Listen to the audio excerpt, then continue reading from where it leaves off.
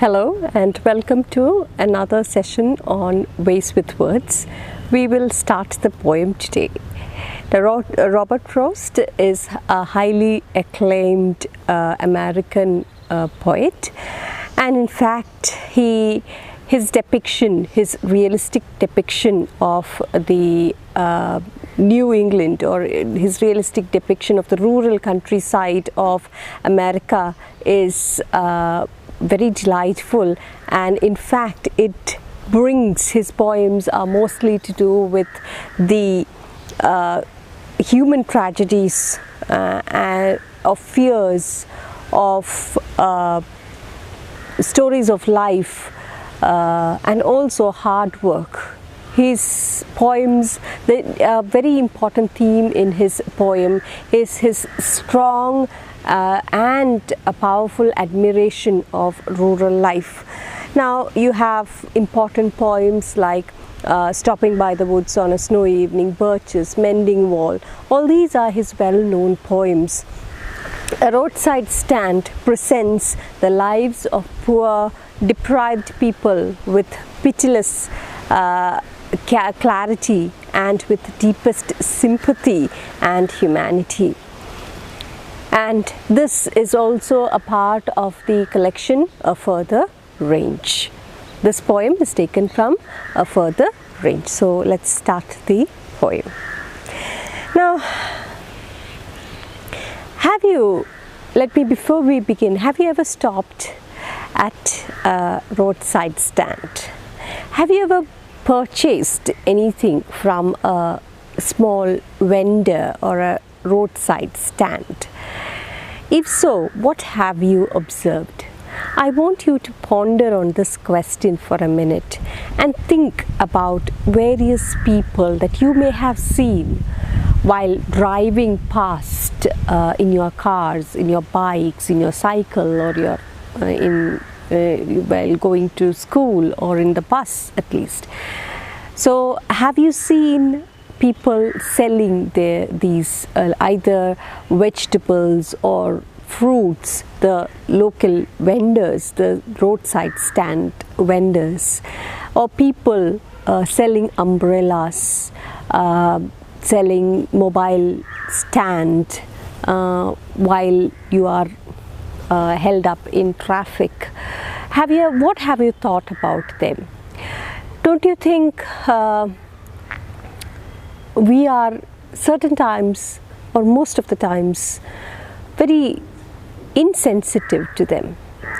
When we stop at a traffic signal, we have seen small children and migrant workers rushing to our window and asking us to purchase something from them.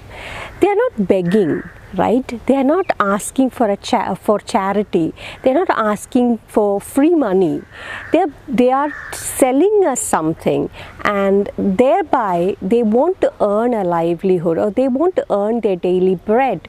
But we often consider these things that are sold by them as cheap, as worthless things.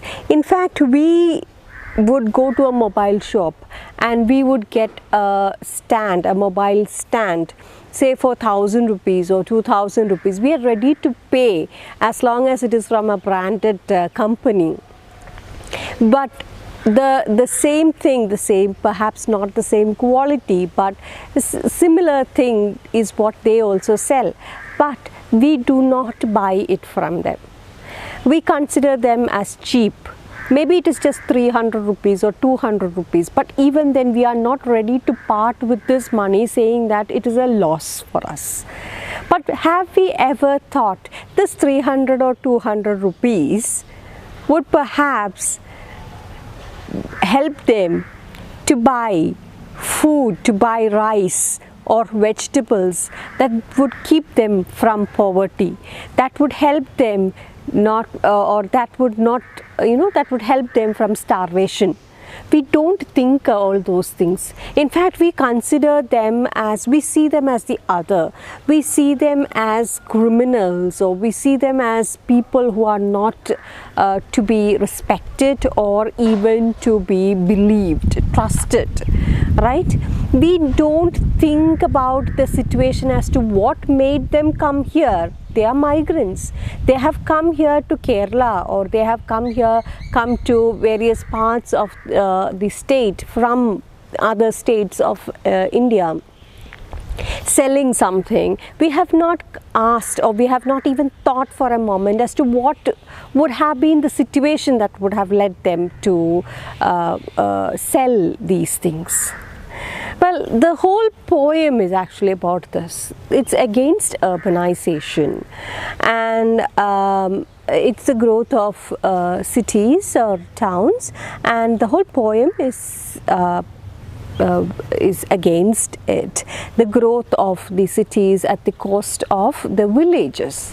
So here also we have the poet with a poem. One of his favorite topic, a strong and popular topic, that is his adoration for the for rural population. Frost believes that, see, this is written during the First World Wars, or during those world wars, the period of world wars, the 1930s, the 1920s and 30s. So it was a time when the whole world was developing. Modernism is on the high, and the whole every countries were developing. America was becoming a superpower and a developed nation as well, developed country as well. So Frost believed or felt that soon this rural population is going to be obliterated completely, destroyed completely, and there in the place where these villages or the countrysides, all these countrysides and the villages will soon become towns and cities.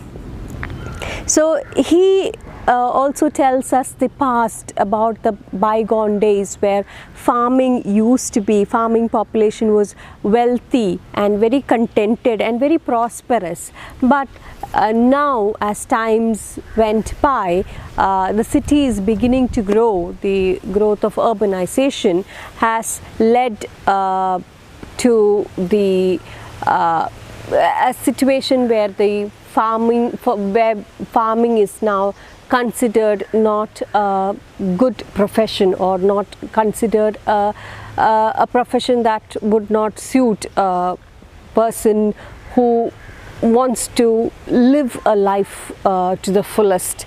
That is, farming is not a productive or profitable business, and therefore people are moving away from this profession. And the farmers, or he looks at the farmers and he finds them poorer and poorer, and the rich becoming, the people living in towns and cities becoming richer and richer. And he also looks at the tax. We all pay tax, right? So, but all the wealth, where is the wealth now? The wealth is all concentrated or found in cities, and this diminishing wealth and the diminishing wealth in the cities, in the rural areas, and the importance of farming that is declining, coming down, is what Frost concentrates on, and it is something that makes him very unhappy, and he expresses this unhappiness in his poem. In the poem, Frost compares several characteristics of people from the urban areas and the city and the rural areas, both the village areas and the urban areas. He feels that the people in the urban areas, people living in cities, that is the city dwellers, are very insensitive, very arrogant and very insensitive, and they don't care about the people living in the village areas. He also compares their lifestyle, the city dwellers, their lifestyle, to be very sophisticated and complex, which is in sharp contrast to the simple living of the farmers, the simple living of the rural countryside people. And the attitude also is very vividly portrayed by Robert Frost. So let's begin the poem. That much for the introduction. So we'll begin the poem. I'll just read the poem, the whole poem, and then we will discuss it line by line. Okay. Again, discussion line by line. I shall be telling you the words, the meaning of the words, because again this poem is very deep. It's a deep layered poem, and therefore we can't go, I'll be telling you a certain or I'll be telling you the summary, or I'll be explaining to you what it means. At the same time, I shall also be giving you hint to certain words, because using those words you will have to go a bit deep into the poem. You will understand that several things, I may not be explaining everything, but each word, these words will open new meaning and new interpretations as you read on. So I shall be explaining both line by line, as well as I'll be giving you the gist of each stanzas. Okay, so let's read.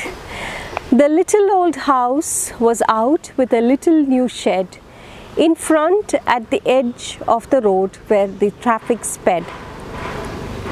A roadside stand that too pathetically pled, it would not be fair to say for a dole of bread, but for some of the money, the cash whose flow supports the flower of cities from sinking and withering faint, the polished traffic passed with a mind ahead, or if ever aside a moment, then out of sorts, of having the landscape marred with the artless pain of signs that with N turned wrong and S turned wrong, offered for sale wild berries in wooden quarts, or crook-necked golden squash with silver warts, or beauty rest in a beautiful mountain scene. You have the money, but if you want to be mean, why keep your money this grossly and go along? The hurt to the scenery wouldn't be my complaint. So much for the trusting sorrow of what is unsaid. Here far from the city we make our roadside stand and ask for some city money to feel in hand, to try if it will not make our being expand and give us the life of the moving pictures promise that the party in power is said to be keeping from us. It is in the news that all these pitiful kin are to be brought out and mercifully gathered in, to live in villages next to the theatre and the store, where they won't have to think for themselves anymore, while greedy good doers, beneficent beasts of prey, swarm over their lives, enforcing benefits that are calculated to soothe them out of their wits, and by teaching them how to sleep, they sleep all day, destroy their sleeping at night the ancient way. Sometimes I feel myself I can hardly bear the thought of so much childish longing in vain, the sadness that lurks near the open window there, that waits all day in almost open prayer. For the squeal of brakes, the sound of a stopping car, of all the thousand selfish cars that pass, just one to inquire what a farmer's prices are, and one did stop, but only to plow up grass, in using the yard to back and turn around, another to ask the way to where it was bound, and another to ask could they sell it a gallon of gas. They couldn't, this grossly, they had none, didn't it see? No, in country money, the country scale of gain, the requisite lift of spirit has never been found. Or so the voice of the country seems to complain. I can't help owning the great relief it would be to put these people at one stroke out of their pain, and then next day as I come back into the sane, I wonder how I should like you to come to me and offer to put me gently out of my pain. So this is the poem. The poem is a free verse. If you look at the rhythm, it has a rhythm, but again it's quite different from the rhyme schemes that we had in sonnet 29 and all. There is a rhythm, but it is in free verse. So free verse means the lines are not equal, right? And you will also find a lot of enjambments. Enjambments means ഒരു സെൻറ്റൻസിൻ്റെ ഒരു ഭാഗം complete ചെയ്യുക, ഒരു line completed അല്ല, അതിൻ്റെ ആ പകുതി ഭാഗം അടുത്ത ലൈനിലേക്കാണ് തുടക്കം, അതിൻ്റെ കണ്ടിന്യൂവേഷൻ അടുത്ത ലൈനിലാണ്. അതിനെയാണ് എൻജാംമെൻ്റ് എന്ന് പറയുന്നത്. So this is a free verse, written in free verse, and we will start and analyze the first stanza or the first 4 lines of the poem. Better we go line wise. Okay, so the first 4 lines of the poem. In the first line, the little old house was out with a little new shed in front at the edge of the road where the traffic sped. So there is a little house, and next to this little house you will find a little shed, and this little shed is new compared to the old house. So we understand that the old house, from this old house we understand that the person who has put out this little shed, or the owner of this old house, little old house, look at the description that is given to you, the adjective that is used, little old house. So the adjective little and old suggests that the farmer is not a rich man, but not a rich wealthy farmer, but instead he is a simple and a small time farmer. So the little old house, is suggestive of the ancestral family house, perhaps the family house. Okay, and out of this family, very much next to it, he has this small time farmer, and his wife has put out a shed, a new shed, and it's relatively new. It's a new shed. Okay, and this new shed is, how does it look? Where is it put out? It is put up, where it is put up next to, they have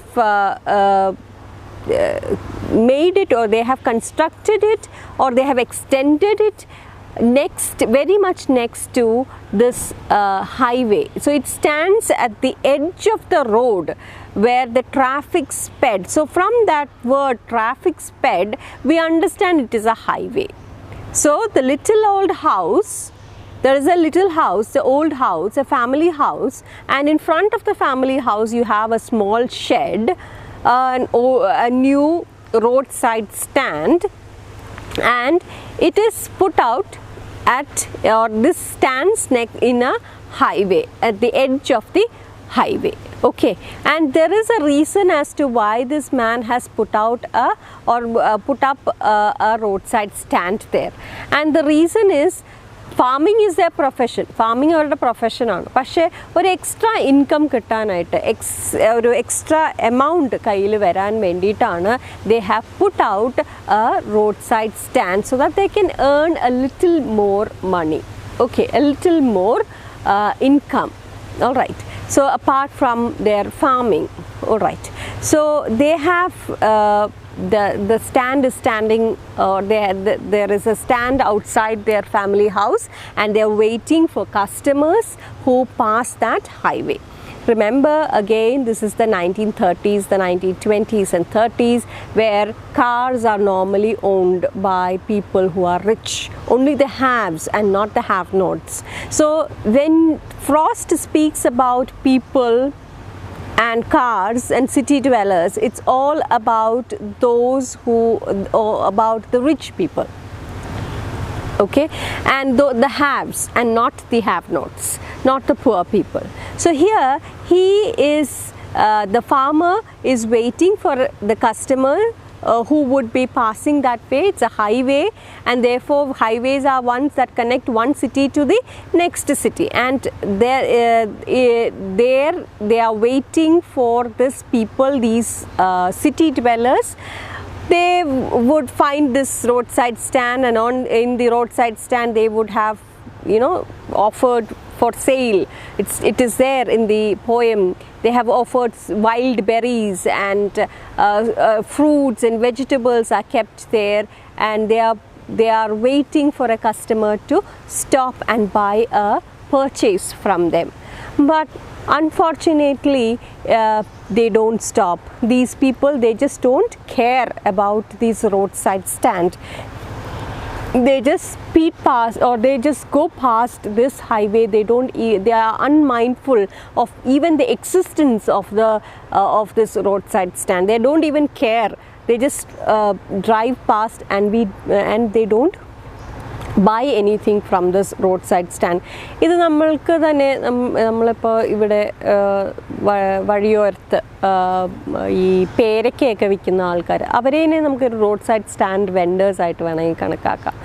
അവരിങ്ങനെ ഓരോ സ്ഥലങ്ങളിൽ നമ്മൾ കാണുന്നു. അപ്പോൾ നമ്മൾ ചിലരുടെ അടുത്തുനിന്ന്, at least ഒരാളുടെ അടുത്തുനിന്നെങ്കിലും വാങ്ങിച്ചു കഴിഞ്ഞാൽ, ഒരുപാട് പേരുണ്ട് പക്ഷേ എല്ലാവരുടെ അടുത്തുനിന്നൊന്നും വാങ്ങിക്കാൻ പറ്റില്ല, പക്ഷേ ഒരാളുടെ അടുത്തുനിന്ന് അറ്റ്ലീസ്റ്റ് നമ്മളൊന്ന് വാങ്ങിക്കുകയാണെങ്കിൽ we are actually becoming very considerate. ഈ പേരയ്ക്ക ആയാലും ആപ്പിൾ ആയാലും ഓറഞ്ച് ആയാലും നമ്മൾ ഇപ്പോൾ for example if you go to big supermarkets, other big supermarkets in the shopping complex that is there inside the shopping complex, inside the refrigerator kept very clean and neat, we would buy them from these supermarkets instead of buying these things from these roadside vendors or roadside people.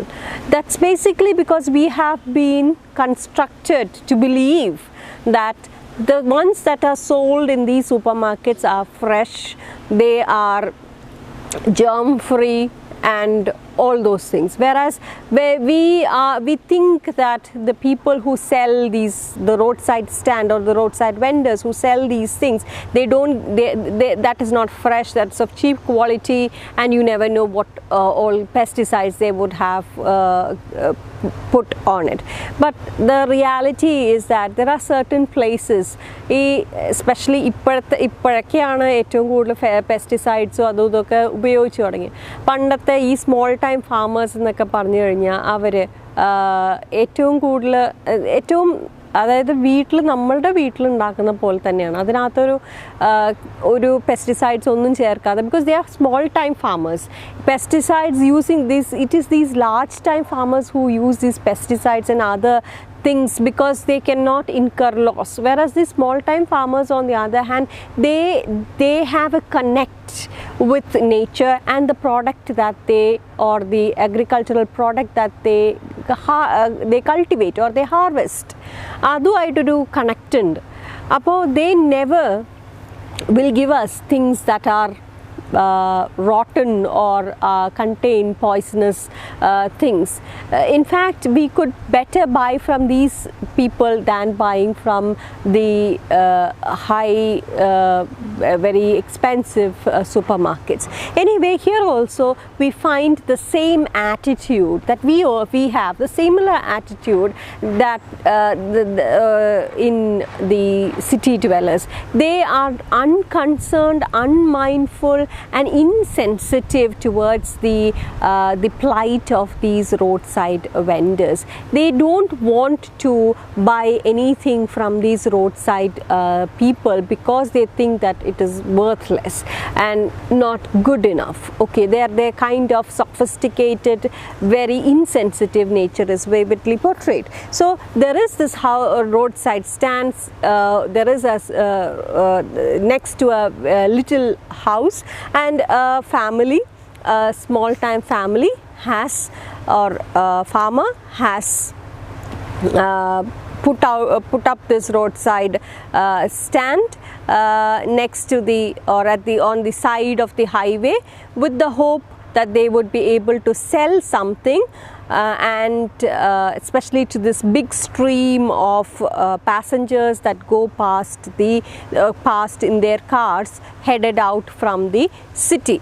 Compared, now next line, if you look at the next line, a roadside stand that too pathetically pled. So there is a kind of contrast, again there is a contrast between the fanciful cars that go past this highway and the look or the feature or the look of the roadside stand. Now when you compare these two, that is the roadside stand with the fanciful cars, it is like you have the Mercedes Benz and then the roadside stand, which doesn't look good, which is very ugly, which is pathetic. It looks very pathetic.